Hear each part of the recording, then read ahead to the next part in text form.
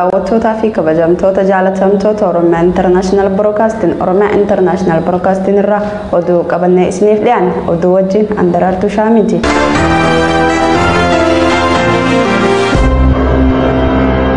Godina Harargee Bahaa Hirnaa fi bakkoota garagaraa keessatti edda galgalarraa jalqabee mormiin ammas bifa haaraan dho'eeti jira. Hiriira mormii edda dho'ee san mirkaneeffachuu fi haala amma keessa jiran mirkaneeffachuuf qeeroo naannoo sanii bilbila. Waahilli keenya Khaliifaa Abdullah dubbiseeti jira. Khaliifaa Abdullah waan qindeeffate qaba akkatti aantu isiniif dhiyeessa. Hello dhaggeeffataa keenya Oromiyaa International Broadcasting irraa bilbila. Mee haalli hirna jiru maal fakkaata? Yeroo ammaa kana du'a jaaluun beekaa boodaatu hidhamoo hooggansa gurguddaa Oromoodhaatti du'a maammachiisa karaa garbatti wajjin wal qabatee qeerroon hiriira guddaa hojjetee du'a maammachiisa karaa garbaa hidhaa kennee jechuudha. Karaa sadii magaalaa Hirnaa seenanii gara bahaatiin karaa dhiyaatiin kallattii sadiitiin qeerroo wal afeeree magaalaa Hirnaa seenee Kishee mormii isaa sirriitti isaa turan jiranii. Haaluma kanaan yeroo ammaa kana magaalaa Hirnaa yaa'u filatanii nuti akka Oromootti akka qeerrootti Jawaar Mohaammed hidhaa kennee Jawaar Mohaammed osoo hidhaa ta'uu abbaa qeerroo abbaa qabsoo sanaa jedhu hiriiraa fi mormii gurguddaatti jira jechuudha yeroo ammaa kana. Mee kaka'umsi hiriira kanaa maal ture fi dhaadannoonni fi ergaan hiriirri kun qabu maali? Akkuma beekamu mootummaa biyya keessaa jiru mootummaan addunyaa mootummaa biyyaa kan jalatti uummanni Oromoodhaa tokkummaan du'aa jira kaan ajjeefamaa jira kaan ammoo hidhaa jira kanaaf mootummaa cunqursaa ta'uu isaati mootummaa nama nyaataa ta'uu isaati mootummaa kana jalatti hin bullu jechuudhaan mormii isaanii sirriitti dhageessisaa jireenya Hayyamee Oromiyaa godinoota adda addaa keessatti amma yeroo ammaatiif hiriirri hin jiru hirna qofatti mormiin akka dhoote harkaatti jirra. Mee godinoota Oromiyaa naannawaan biraatiif dhaamsi ati qabdu maali? Godinoota biraatiif dhaamsi qabnu akka Oromiyaatti yeroo jalqabaatti magaalaa Hirnaa gootonni qeerroo magaalaa Hirnaa yeroo jalqabaatti goosanii jiranii sirri dhoowwee jira dhoowwee galgala halkan bahanii lubbuu keenya hin barbaannu jedhu keenya dhabnee keenya kaanii jechuudhaan seera guddaa agarsiisaa turanii kanaaf naannoo Oromiyaa keessatti haala kanaan haala magaalaa Hirnaa kana guyyaa tokkotti adeemsa tokkoon yoo gaggeeffamu ta'ee qabsoon keenya harka tokko tokkummaadhaan agarsiisuu yoo gaggeeffamu ta'ee injifannoo argamsiisuu danda'a waan ta'eef naannoo Oromiyaa keessa kan jiran hundinuu bifa dheedha magaalaa Hirnaa jala gaggeessaa akkasii gaggeessuu qabanii jechuun gaafuu dabarfata. Hayyee galatoomii dhaggeeffataa keenya magaalaa godina Harargee Bahaa magaalaa Hirnaatirraa yaada nu biraan ga'uu keetiif hedduu galatoomii ulfaadhuun siin jaa. Amma wanni nu barbaachisu miira jabaa qabsoo kana yeroo dheeraaf itti ofnu horachuudha. Gaasni keenya kan dafee dhumu yoo tahe salphinni keenya ittuma fufa jaan rogeessi siyaasaa beekamaan obbo Yaayaa Bashiir dabalata oduu kanaatiif Bayaan Abduu Jaliilitu qindeesse. Amma wanni nu barbaachisu miira jabaa qabsoo kana yeroo dheeraaf itti ofnu horachuudha. Gaasni keenya kan dafee dhumu yoo tahe salphinni keenya ittuma fufa jaan rogeessi siyaasaa beekamaan obbo Yaayaa Bashiir guyyaa lamaa fi sadi qofa mul'annee akka ol hin deebine hadaraa keessan Oromoon guutuun walqixa salphataati jira. Kanaafuu Oromoon guutuun walqixaa jiru fokkottuu tana hadheeffatee labsaa qeerroon baaftee guutuu Oromiyaatti hojiirraa oolchuutu irraa eegama. Akkaan quba qabuttis jaarrogee siyaasaa kun ibsi qeerroo keessaafuu kan waa'ee cufinsaa karaatti iddoo guddaa kan kennudha. Finfinnee karaa hundaan danquu irratti xiyyeeffata. Humna qabnu guutuu sanirra oolchinaan ni milkoofna. Tarsiimoo qoqqoodamaa fi kan dafee diinni itti nu rukutu yoonii fi hordofne ammoo ni khasaarra jaan. Akka fakkeenyaatti kan ilaallu yoo taate godina Harargee bahaa qeyroo hirnaa warra salphinni keessa jiru dursee isaan dhukkubsinaan obsaa dhabanii cabsanii gad bahanidha. Dinqisiifannoo guddaatu isaaniif mala. Haa ta'u malee tarsiimoo ibsi qeyroo baase hordofuun wareegamaa xiqqaadhaan injifannoo guddaa fiduuf akka dursaa kannan dhaamnaaf jaaniti jarroge siyaasaa kun onnee qeyroo hirnaatun onnee guutuu Oromiyaa akka taatuu fi tarsiimoo qeyroon baafte irratti hundaa'uun kan seenaa hojjetu akka ta'u amanna jaan roge siyaasaa beekamaan obbo Yaayaa Bashir. Naannoon Tigraay filannoo naannoo marsaa jahaffaatiif gaggeessuuf karoorfatte qaaqmee 4 bara 2012tti gaggeessuuf ta'u koomishiniin filannoo naannichaa beeksiseeti jira. Dabalata oduu kanaatiif Khaliifaa Abdullaatu qindeesse. Naannoon Tigraay filannoo naannoo marsaa jahaffaa gaggeessuuf karoorfatte akka lakkoofsa Itoophiyaatti qaaqmee 4 bara 2012 kan gaggeessu ta'u koomishiniin filannoo naannichaa beeksiseeti jira. Filannoo gaggeessuuf baay'ee tokkoota kanaaf hoggaa ta'u haaluma kaanis guyyaa filattoonni itti galmaan akka lakkoofsa Itoophiyaatti hagayya 15 hanga 22 bara 2012 ta'uusaa dubbii himaan koomishinii filannoo naannichaa obbo Tsaayaa Marrasaa himaniiti jira. Kanneen guyyoota jaaman kanatti sababii adda addaatiin hin galmaan hafan ammoo hagayya 23 hanga 24 bara 2012tti ni galmaa'u jechuun dubbii himaan kun dubbataniiti jiran. Kana malees paartiileen dorgomtootaas duulina filadhaa isaan gaggeessan hagayya 29 kan xumuramu hoggaa ta'u guyyoota afuriin booda gaafa qaamni afurii filannichi kan gaggeeffamu ta'uusaa ibsaniiti jira. Haa ta'u malee paartiilee mormitootaa filannoo sadarkaa naannootti gaggeeffamu torbanoonni muraasni kan hafan kanarratti qooda fudhatanis deeggarsi maallaqa sochii filannichaatiif nu barbaachisu nuusiif hin taasifamne jechuun komataniiti jiran. Paartiilee siyaasaa filannicha irratti hirmaatanis gaaffiiwwan kana dura sirna filannoo fi dhimmoota biraa irratti kaasanis alatti ammaas dhimmi baajetaa irratti akka walii hin galin himaniiti jiran. Kana duraas itti gaafatamaan biiroo haqaatti naannoo Tigraay obbo Amaanuel Asaffaa akka himanitti filannoon naannichi gaggeessuuf boordii filannoo Itoophiyaa akka hin gaggeessine ibsuusaa hordofuun mootummaan naannichaa baasii filannoo kanaa kan haguugu ta'uu isaa ibsaniiti jira. Filannichi kan gaggeeffamu jiini tokko kanaaf hoggaa ta'u kana malees baajetni mootummaan naannichaa ramadee ifa kan hin taasifamnee fi kaanis walqabatee paartiilee mormitootaa socho'uudhaaf hanqinni maallaqaa nu mudateera jechuun ibsan. Paartii Saalsaayii Wayyaaneetti qunnamtii dhimmoota alaa fi walitti qabaa koree filannoo paartichaa kan ta'an obbo Haayiluu Kabbadaan mootummaan naannichaa baajeta paartiilee dorgomaniif ramaduu hatattamaan akka gadhiisu gaafataniiti jira. Hanga ammaatti waa'ee baajetaa kan jedhame hin jiru. Haa ta'u malee koomishinichi tarree amma dhimmoota barbaachisanii akkasumas maaliif baasii akka taasiftan barreeffamaan dhiyeessaa nuun jaan jechuun dubbatan. Itti dabaluunis nuti gama keenyaan yaadni koomishinichi dhiyeesse fudhatama akka hin qabne ibsuusaa baajetni raggaasifamu haala qajeelfamachaattiin hirmaachuun kaayyoo jaame irratti oolfamuusaa odiit godhuu akka qabu itti himne jechuun yaada koomishinichaa osoo walii hin galin hafuu dubbatu. Dura ta'aan paartii Baayitoonaa obbo Kidaanaa Amaanaa gama isaaniitiin paartiileen siyaasaa hojii waggaatti hojjetamuu qabu baatii tokko xumuraa jedhaman.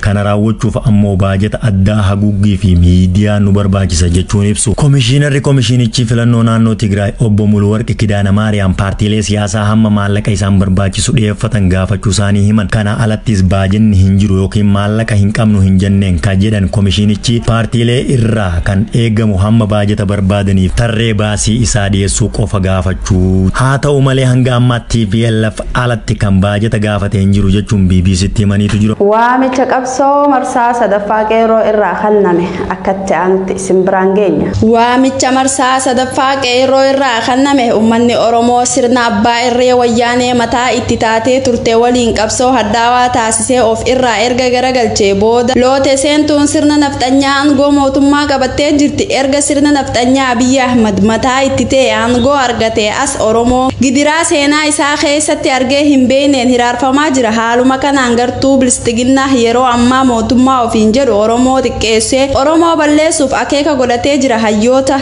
qaroo Oromoo hidhaa jiru. Hidhaa irraa kan hafan ajjeefamaa ari'atamaa akkasumas xiqqeeffamaa jira. Oromoo fi lafa Oromoo qoqqoodanii daldaluu Itoophiyaa dhiiga Oromoo dhuguun gabbatte kana tiksuuf yaaluun abdii uummanni Oromoo mirga heerawwan fayyadamee filannoodhaan sirna nafxanyaa kana of irraa kaasuuf qabu filannoon karoorfame haqe. Oromiyaan humna bulchuuf waraana hanga funyaanitti hidhatee uummata bobbaasee jira. Maqaa olaantummaa seeraa jedhuun golgola godhachuun mana uummataa gubuun jumlaa ajjeesuun qabeenya saamuu fi shamarran gudeedu hojii fardii taasifatee jira. Walumaa galatti Oromiyaan sirna nafxanyaa jalatti kuftee jirti. Kanaaf qeerroo waamicha qabsoo marsaa sadaffaa 12 moggaasee labseeti jira. Mormii marsaa sadaffaa kun kibxata hagayya 12 bara 2012 irraa eegalee hanga hagayya roobii hagayya 20 bara 2012tti guutuu Oromiyaa keessatti hojii irra kan oolu taha. Kaayyoo yeroo gabaabaa qabsoo marsaa kanaa hooggantootaa fi lammiilee Oromoo hidhan mara hidhaa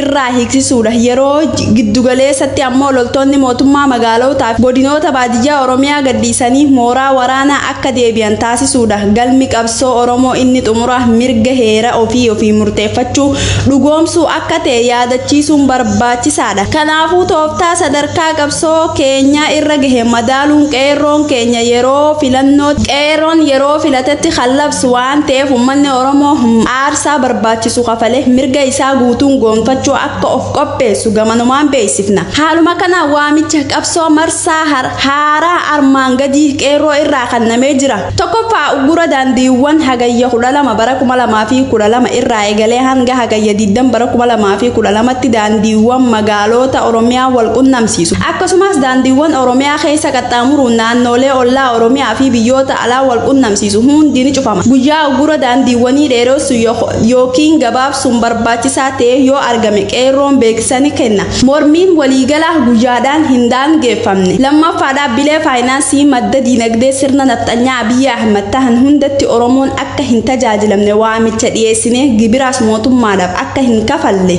lukkuu bilisiginnaa gandoota Oromiyaa keessatti itti fayyadamuu qeerroo adamsitee nafxanyaaf dabarsitee kennaa tajaajilaan ala ta'uu qaba. Jaarsummaa aadaa Oromoo ittiin boonuu fi dhimma isaa jaarsummaan xumurachuun aadaa uummata Oromoo keessaa isa tokko haa ta'u malee maqaa jaarsummaatiin namoonni dhuunfaa Oromoof naasuu hin qabne durgoo sirna nafxanyaa irra funaannachuun umrii isaanii umrii gabroonfataa dheeressuuf kan dhaman waan ta'aniif Oromoon akka jalaa hin dhageenye jireenya hawaasummaa keessatti akka baasu qeerroo ni ajaja. Ijaarsa milishoota gandaa dabalatee caasaalee bilisiginnaa gandoota magaalaa fi baadiyyaa Oromiyaa keessa mandheeffachaa bilbilaan waraana yaamuudhaan qeerroo qabsiisuu hojii taasifatanii jiran. Dabalataanis qeerroo irratti odeeffannoo fi ragaa sobaa kennuu fi qindeessuu irraa akka of qusatan qeerroon gajjabeessee akeekkachiisee jira. Qeerroon namoota gandoota baadiyyaa naannoo keessatti mana jireenyaa kaabinee fi dabalee godina aanaa magaalaa akkasumas waajjira gandoota baadiyyaa kan hoogganan sochii isaanii hordofee odeeffannoo waa'ee eenyummaa isaanii adda baafachuudhaan miidiyaa fi uummata Oromootiin akka saaxilan beeksisanii jiran akeekkachiisa. Lakkuulee bilisiginnaa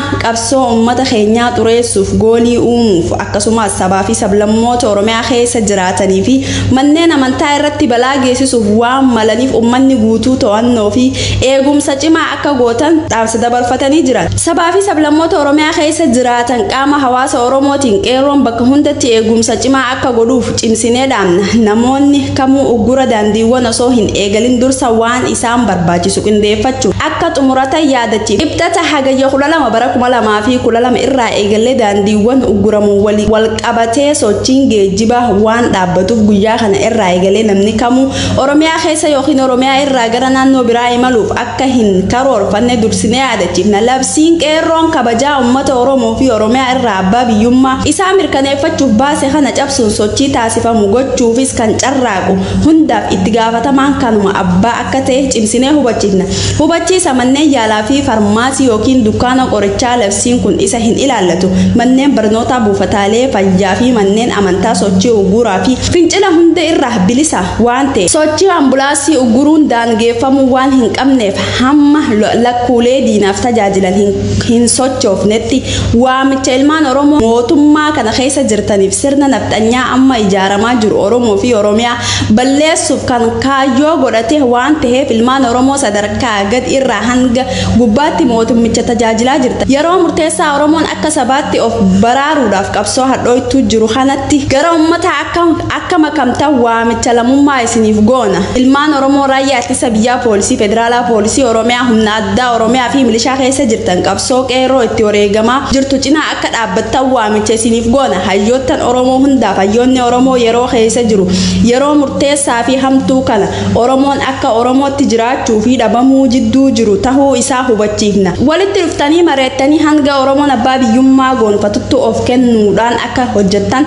waamicha isiniif goona. Uummanni Oromoo hundaaf qabsoon qeerroon itti jirtu kan uummata Oromoo maraati waan ta'eef hirmaannaan keessan barbaachisaadha. Kanaafuu qeerroo cinaa dhaabbachuun qabsoo akka finiinsitan waamicha isiniif dabarsina. Sabaa fi sablammoota cunqurfamoo hundaaf mootummaa Abiyyi Ahmed hoogganamu yeroo ammaa sirna federaalizimii diiguudhaan sirna nafxanyaa durii ijaaruudhaan dulloo godhachuu jiru kana dura dhaabbachuu sabaa fi sablammoota cunqurfaman hunda mirga sabaa fi sablammoota kabachiisuuf adeemsifamaa jiru kana keessatti akka waliin tumsinuuf waamicha obbolummaa isiniif dabarsina. Injifannoon kan uummata Oromooti sabaa fi sablammoota hundaaf haqa qabna ni injifanna jechuun qeeroon hagayya 16 bara 2020 waamicha dabarseeti jira.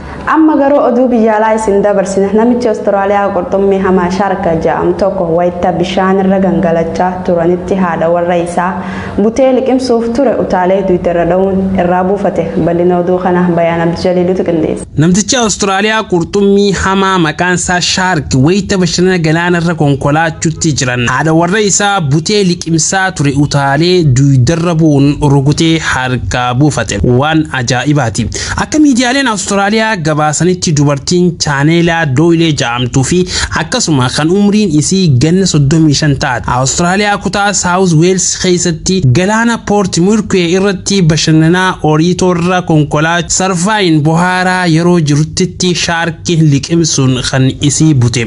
Abbaan warra isii hanga shaarkichi haadha warra isaa tufutti hamma humna isaa reebuun harkaa buufatee gara qarqara galaanichaatti isii baase. Miidhaa miila isii irraa dhaqqabeef wallaansi akka taasifamu battaluma san xiyyaara gara hospitaalaa geeffamteeti jirti. Dooyileen haati warra isaa ture. Oduun ogeessota bakka ulaa galaanaa turan waabeeffachuun akka gabaafametti shaarkiin MS Dooyilee liqimsuuf ture kun ijoollee kan ta'ee fi bifaan adii ture. Dheerinni isaa immoo shaarkichi ammoo meetira 3 ta'a jaaniiti jiran. Hojii gaggeessaan dhaabbata lubbuu baraaruu Sharf Life Saving yookiin NSW jedhamu kun interview Piers abbaa waaraa dubartii baraaramtee kana tarkaanfii gootummaa akkasii hatattamaan lubbuu baraaruu isaaf fudhachuun dinqisiifateeti jira. Talagaa daawwattootaa fi kabajamtoota keenya oduun har'aaf qabannee isiniif dhiyaanne kana fakkaata. Hanga oduu biraatti walitti deebinutti nagaan isiniin jechaa gama ogummaa teknikaatiin kan gaammaa na wajjin ture Bayaan Abdijaliil. Assalaamu alaykum wa rahmatullaahi wa barakaatuh.